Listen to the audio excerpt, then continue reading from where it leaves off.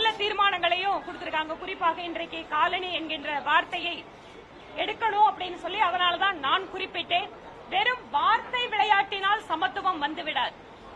ஏனென்றால் டாக்டர் கலைஞர் அவர்கள் முதல்வராக இருந்த போதும் சமத்துவபுரம் கொண்டு வரப்பட்டது. ஆனால் சமத்துவபுரம் வந்ததற்கு பின்பாக ஜாதிய கொடுமைகள் தமிழகத்தில் மாறிவிட்டதா? இந்த ஆட்சி காலத்தில்தான் பட்டியலின சமூகத்திற்கு எதிரான கொடுமைகள் அதிகமாக நிகழ்ந்து கொண்டிருக்கிறது. வேங்கை வயல் மாதிரியான நிகழ்வுகள் எல்லாம் இவர்களுடைய ஆட்சி காலத்தில் தான் நடைபெற்றிருக்கிறது.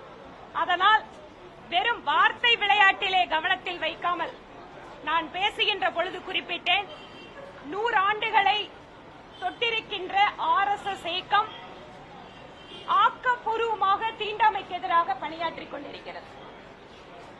RSS தலைவர் திரு மோகன் பாகவத் அவர்கள் 100ஆண்டு விழா செய்தியாக இந்த நாட்டிற்கு சொல்லியிருப்பது, ஒவ்வொரு கிராமத்திலேயும் அத்தனை சமுதாயத்திற்கும் பொதுவான வழிபாட்டு தலங்கள், மயானம், பொதுவான நீர்நிலை. இந்த இலக்கினை நோக்கி RSS மட்டுமல்ல, RSS ஐடியாலஜியில இணைந்திருக்கக்கூடிய அத்தனை இயக்கங்களும் பணியாற்றிக் கொண்டிருக்கிறார்கள். இதையே எங்களுடைய அரசியல் செய்தியாகவும் பாஜக எடுத்துக்கொள்கிறது.